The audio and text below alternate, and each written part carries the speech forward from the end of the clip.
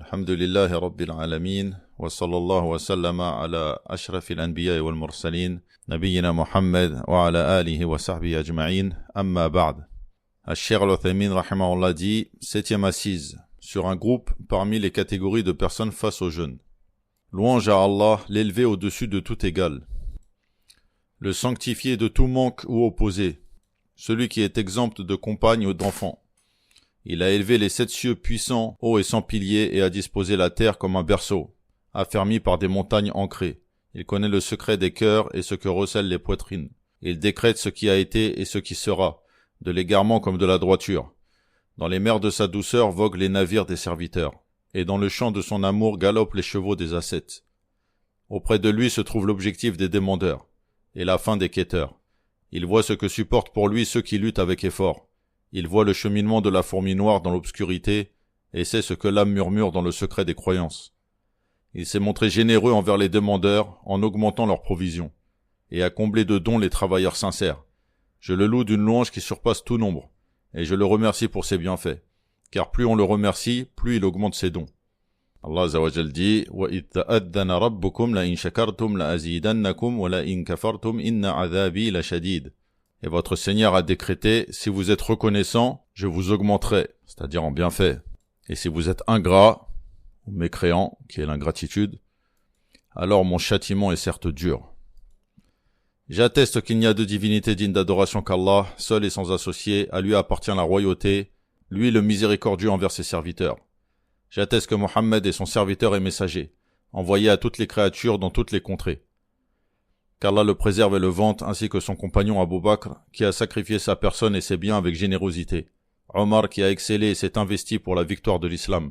Uthman qui a équipé l'armée de la détresse, Jaysh al-Usra, pour qui le prophète sallallahu alayhi wa sallam a dit, celui qui équipe l'armée de la difficulté, Jaysh al-Usra, il aura le paradis.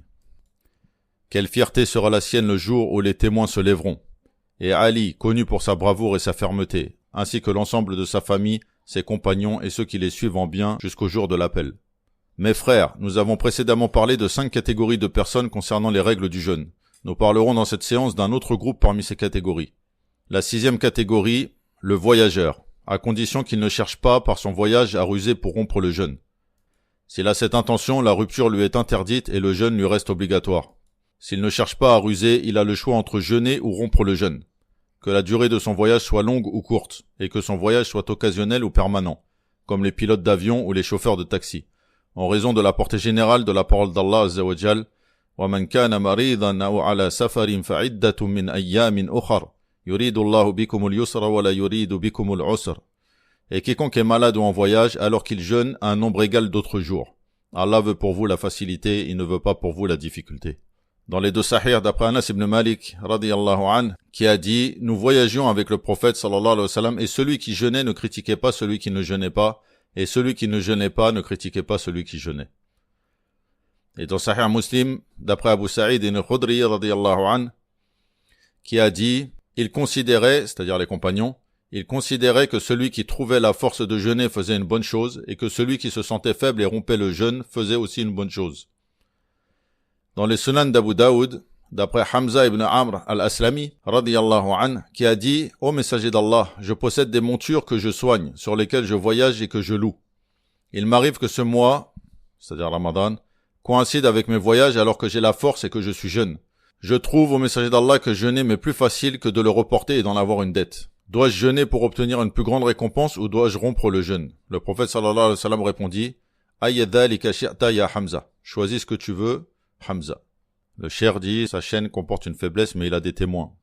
Et son origine est dans Muslim.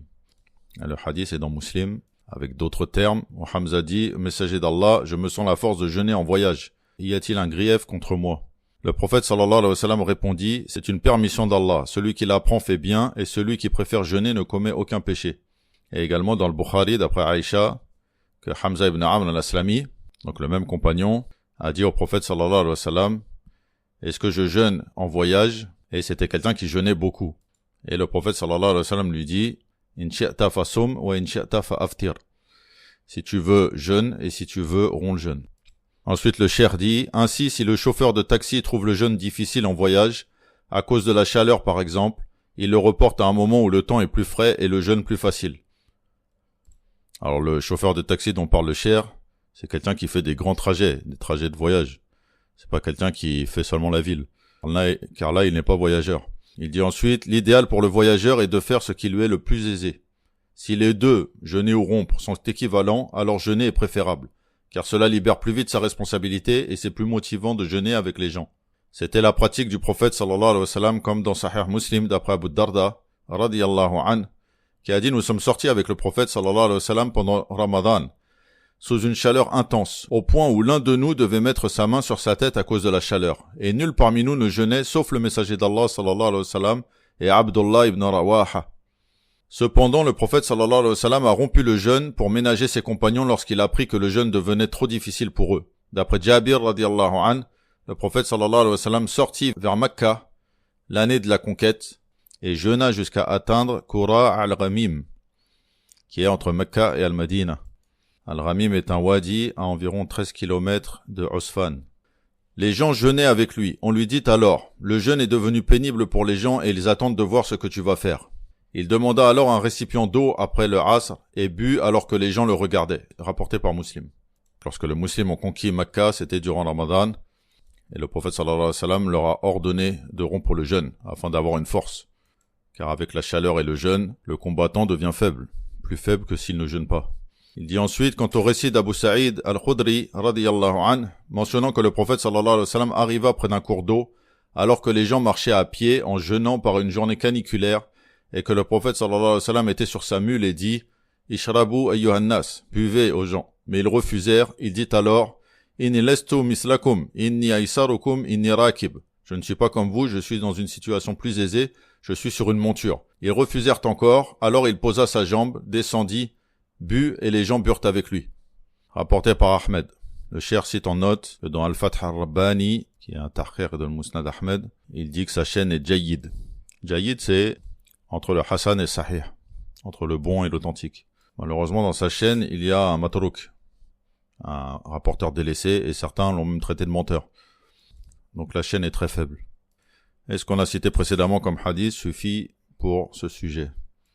Le cheikh dit ensuite, si le voyageur trouve le jeûne pénible, il doit rompre le jeûne. Dans le hadith de Jabir précité, lorsqu'on a appris au prophète sallallahu alayhi wa sallam que certains continuaient à jeûner alors que c'était devenu difficile, il dit Ulaïka al-usat ou ulaïka al-usah. Ceux-là sont les désobéissants, ceux-là sont les désobéissants. Rapporté par Muslim. Également dans les deux sahih d'après Jabir, que le prophète sallallahu alayhi wa sallam était en voyage et vit une foule entourant un homme à qui on faisait de l'ombre. Il demanda Ma hada, qu'est-ce que c'est? Ils dirent c'est un jeûneur. Il dit alors Laysa min al-birri siyamu fi safar. Le jeûne en voyage ne fait pas partie de la piété. Et ce hadith a été rapporté, mais par une chaîne faible, avec la langue de Himyar, qui est au Yémen. Cette tribu n'utilise pas al comme article, mais am, avec une mime. Donc le hadith devient Laysa min birrim siyamu fi safar. Mais comme j'ai dit, ce n'est pas rapporté authentiquement que le prophète sallallahu alayhi wa sallam a dit en parlant de la façon dont Himyar parle. Le cheikh dit ensuite, si le voyageur arrive dans sa ville pendant la journée de Ramadan, alors qu'il ne jeûnait pas, son jeûne pour ce jour n'est pas valide, car il n'a pas commencé au début de la journée. Et le jeûne obligatoire n'est valide qu'en commençant depuis le Fajr, c'est-à-dire avec une niya avant le Fajr. Par là, le cheikh fait allusion au fait que le jeûne non obligatoire, il est permis de commencer la journée sans avoir l'intention de jeûner, puis de mettre l'intention de jeûner pendant le matin par exemple, à la condition de n'avoir rien ingurgité avant ça. Il dit ensuite, cependant doit-il s'abstenir de manger pour le reste du jour? Les savants ont divergé. Certains disent qu'il doit s'abstenir par respect pour le temps, c'est-à-dire que c'est Ramadan, tout en devant rattraper le jour. C'est l'avis célèbre chez l'imam Ahmed. D'autres disent qu'il n'est pas obligé de s'abstenir car cela ne lui profite en rien, puisqu'il doit déjà rattraper le jour. Et le caractère sacré du temps a été levé par la permission de rompre le jeûne au début de la journée, car il était voyageur. Abdullah ibn Mas'ud radiyallahu anhu a dit Man akala awwal an-nahar falyakul akhirah. Celui qui a mangé au début de la journée peut manger à la fin. Et c'est l'avis de Malik, d'Ash-Shafi'i, et c'est une transmission d'Ahmed, c'est un avis d'Ahmed. Toutefois, il ne doit pas manger ou boire ostensiblement, car la raison de sa rupture est cachée afin d'éviter les mauvais soupçons ou d'être imité à tort. Et il est dans une ville, au milieu des gens, il va pas manger ou boire devant les gens, car les gens ne savent pas qu'il a une raison pour rompre le jeûne. Donc il fait ça de façon cachée. Sinon les gens vont se dire, celui-là il rompt le jeûne, Il jeûne pas pendant Ramadan. La 7e catégorie, le malade dont on espère la guérison. Il a 3 états. Premièrement, le jeûne ne lui est ni pénible ni nuisible. Il doit alors jeûner car il n'a pas d'excuse. Comme par exemple quelqu'un qui a une petite blessure ou qui a un rhume, il n'a pas d'excuse pour ne pas jeûner. Deuxièmement, le jeûne lui est pénible mais pas nuisible. Il rompt le jeûne en raison du verset وَمَنْ كَانَ مَرِيضًا أَوْ عَلَى سَفَرٍ فَعِدَّةٌ مِنْ أَيَّامٍ أُخَرَ. Celui donc qui est malade ou en voyage, il jeûnera un nombre équivalent de jours. Il lui est alors déconseillé de jeûner avec cette difficulté car c'est un refus de prendre la permission d'Allah et une torture pour lui-même. Et dans le hadith, Inna Allah yuhibbu an tu'ta rukhasuhu kama yakrahu an tu'ta ma'siyatuhu. Allah aime que l'on use de ses permissions comme il déteste que l'on commette des péchés ou qu'on lui désobéisse. Rapporté par Ahmed ibn Hibban et ibn Khuzayma et authentifié par Sheikh Al-Albani. Et dans une version, kama yuhibbu an tu'ta azaimuhu. Comme il aime qu'on fasse ce qu'il a rendu obligatoire. Troisièmement, le jeûne lui est nuisible. Il a alors l'obligation de rompre le jeûne et il lui est interdit de jeûner en raison de sa parole وَلَا تَقْتُلُوا أَنفُسَكُمْ إِنَّ اللَّهَ كَانَ بِكُمْ رَحِيمًا. Et ne vous tuez pas vous-même, Allah en vérité est miséricordieux envers vous. Et sa parole Azza wa Jal وَلَا تُلْقُوا بِأَيْدِيكُمْ إِلَى التَّهْلُكَةِ. Et ne vous jetez pas de vos propres mains dans la destruction. Et la parole du prophète sallallahu alayhi wa sallam إِنَّ لِنَفْسِكَ عَلَيْكَ حَقًّا. Ton corps a un droit sur toi. Rapporté par Al-Bukhari. Et il est de son droit de ne pas lui nuire alors que la permission d'Allah existe. Et sa parole, la darara wa la dirar, pas de préjudice à subir ni à infliger, rapporté par Ibn Majah et Al-Hakim. Si la médecine prouve que le jeûne provoque une maladie ou retarde la guérison, la rupture est permise pour préserver la santé. Si le risque est temporaire, il attend sa disparition pour rattraper. S'il est permanent, il suit la règle de la 5e catégorie, il rompt et il nourrit un pauvre par jour. Ô Allah, accorde-nous le succès pour œuvrer dans ce qui te satisfait, éloigne-nous des causes de ta colère et de tes désobéissances, pardonne-nous ainsi qu'à nos parents et à tous les musulmans, par ta miséricorde, toi le plus miséricordieux des miséricordieux, qu'Allah préserve et vante notre prophète Mohammed, sa famille et ses compagnons. Subhanakallahumma wa bihamdik, ashhadu an la ilaha illa anta astaghfiruka wa atubu ilayk.